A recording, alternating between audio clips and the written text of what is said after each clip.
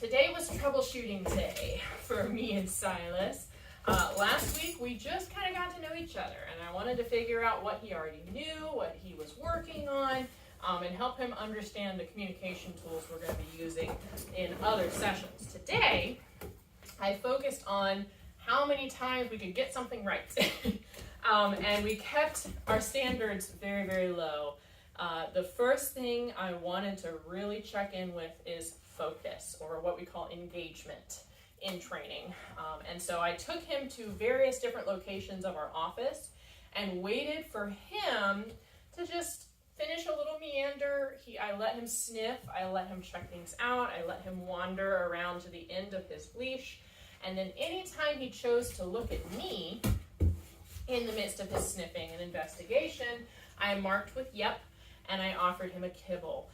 Because when it comes to any dog that we have in the home, but particularly with dogs whose end goal is to have some sort of job, whether it's as a service dog, guide dog, scent dog, any work that you intend for the dog to do, the very first thing you need to train that dog to do before you can teach them anything else is focus on their handler, no matter what else is going on around them.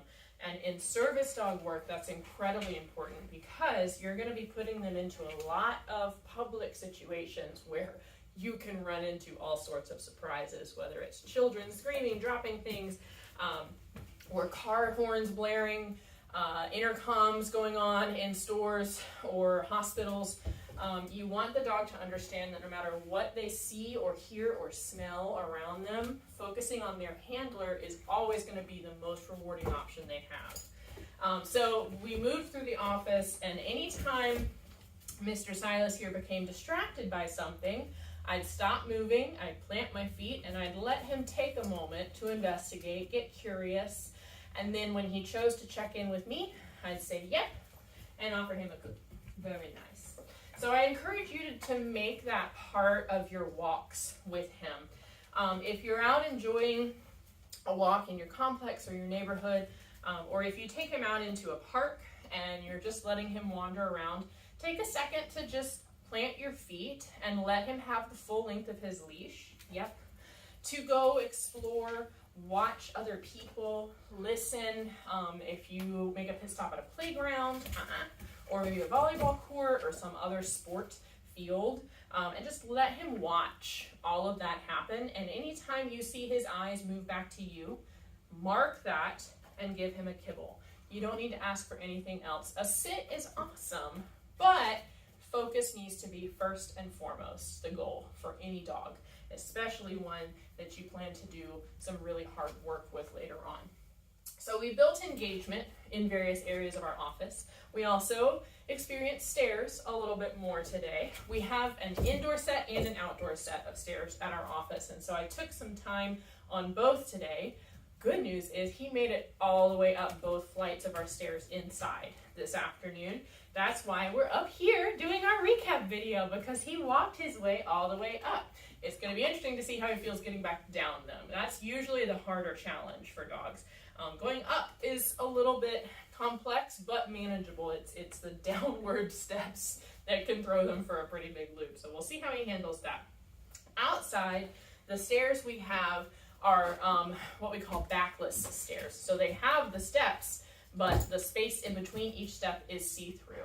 That's another big challenge for dogs because they see things in silhouette, and if you think about approaching those backless stairs from maybe a height of 1.5 or 2.5 feet, you're just looking at blank spaces with some lines in between it.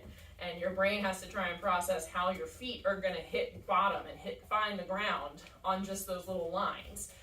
So he was able to get up 2, and at one point even 3 stairs on those backless stairs. However, pivoting and going back down them was the challenge for him. So he could back away, he would back off the stairs, and he would get up to 3 steps high on those backless stairs today. So seeing good progress, seeing good things there. It's going to be slow and steady with those exposure opportunities. And then the last thing we did was start troubleshooting our down behavior, because I noticed today that while he will get into that down position, he's very quick to pop out of it. It's not something he's comfortable just getting into and hanging out in. So that's another skill that service dogs in particular are expected to know and love, is the extended down behavior. So I took some time to build what we call duration in this behavior, and the biggest way we got success with this today is by just rewarding on the ground once he was in the position. It's always better if you can capture the position after it's been offered by your dog than trying to shape it or lure the dog into the position on his own terms, because learning is going to happen a lot more readily if it's the dog's choices that are being rewarded. If you're relying heavily on having a treat in your hand in order to get your dog to do things for you, unfortunately that lessens the learning value, because all they know now is that if they just follow their nose, then they're going to get the food. But the minute the food is gone, they're going to choose to do whatever they want, just like he did there. So in order to get him into the down, here is the exercise I put together today. I asked for a sit, which he knows very well. Yep. I'm not going to reward the sit I'm not going to reward him in the sit though. I'm going to use the reward that he has coming for this sit to move him into the down position, and then I'm going to deliver it on the floor. Yep. And I'm going to keep popping cookies down there on the floor as I straighten up here. Yep. And just periodically reissue that marker. Yep. Very nice. And then I'm going to ask him, yep, to do something else to get out of that sit. So I just a very simple hand target. And that's what I wanted him to move towards. Yep. Once he broke the sit. I did not want him to break the sit on his own. Because again, learning needs to be structured when you're building these obedience cues. So if he just chooses to get up out of the down, that tells me that the down position really doesn't have any value for him. If he's not willing to get into it and hold it, then that tells me he's not motivated to do it. So I want to build a reward history for him sticking to that down. That's why I deliver so many cookies as he's in the down position. And then the minute I see him stop eating that last cookie I delivered, I'm going to show him something else to do. Yep. And reward him for that next behavior. Again, to introduce this down position as part of the structured learning that we've been practicing up to this point. Okay? So, what's the lesson here with a down in particular?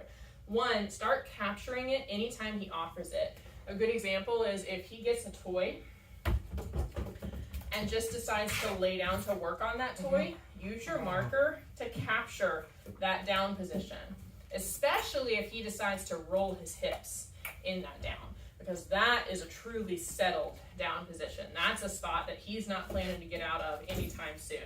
So once he decides to lay into the down position and really work on a toy, use your marker and then offer additional rewards in addition to the toy. Throw some cookies onto the ground right next to him so he doesn't have to get up to go get them. And two, once he's in a sit position and you want to try and move him into that down position, mark for the sit. Use your marker to let him know that sit is a good decision. I know. Yep, sit. Yep. And then the reward that he would get for the sit is what gets him into the down. Yep.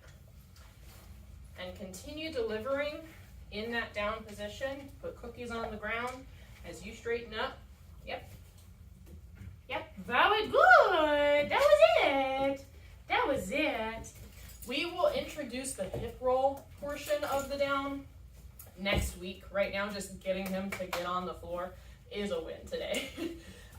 For a lot of long, lanky dogs like Dobermans or Doodles or Poodles, down is actually one of the most complicated behaviors to teach them. So don't be frustrated if you've been struggling with this for a while. They've got a lot of leg, and they have not yet figured out where it goes when they get into this down position. So it can be an uncomfortable spot for them to try and get into, tucking all of that length underneath them for you for just one cookie or two cookies. That's why this high reward rate needs to be used to really build their motivation to get there in the first place. And then we can help them learn how to get more comfortable in that spot so that it's easier for them to not only get there, but stay in that down as we begin to move around them or maybe other distractions are introduced. Okay? Please let me know if you have any questions about your engagement exercises or this down exercise that we worked on today.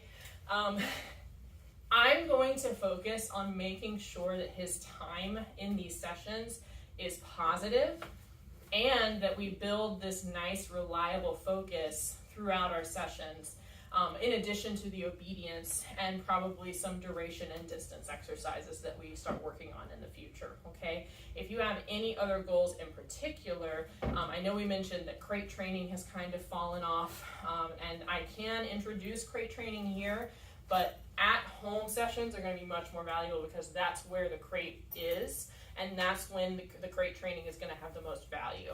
So I can give you tips and tricks on how to reintroduce the crate if you would like, but my focus is going to be on exposure and making good choices while he's on the leash here in the office, okay? He's a good boy, though, and we're just learning to be smart and confident and try things. Yep, because trying things is how we get cookies. Yeah. Oh, one last note. Another fun habit that I noticed that he has, oh, somebody threw a kibble in here, is what I like to call the pancake. So if he decides that a door we're heading towards or a sound he's heard, ma'am, sir, touch, don't you leash. A door that we're heading towards or a sound that we've heard is not really his cup of tea.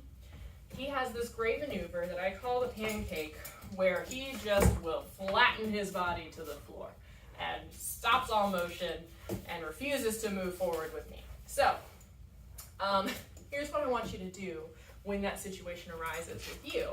If he ever demonstrates this pancake behavior for you, sit. Can you sit so I can talk to your mom, please? Yep, good boy. Do not walk back to him. Do not release the pressure that he creates on this leash when he pancakes. That rewards the behavior. However minor the reward is, it's still a reinforcement. So what you want to do, if he chooses to pancake and creates tension on the leash by doing so, leave the tension there and do not give any feedback. Don't talk to him. You can show him a hand target, because that is an appropriate behavior to try and resolve the tension and to get him back up on his feet. Yep, and once he gets up from that pancake, that's going to release the leash tension that he created. You can mark for that release of tension, and you can mark again, yep, when he does a successful hand target for you before trying to continue towards whatever door, sound, etc. triggered the pancake response to begin with, okay? He's a puppy still, and so there are going to be novel experiences that he's going to be hesitant to go through and experience. That's what the pancake tells you. That's him communicating to you, I'm not sure how I feel about this new opportunity or this new choice that you're asking me to make. You need to help him work through that hesitance, show him an easy way to push through and do something familiar like a hand target, and then maybe increase the rate of your reinforcement as you continue to move towards that new option or that new door or that sudden noise that might have triggered the pancake to begin with, okay? Again, I'm here if you have questions. He's a great kid. I see a lot of good potential in him, especially for your plans for him in the future. Right, buddy? Sam is smart boy. He's smart boy. Yeah.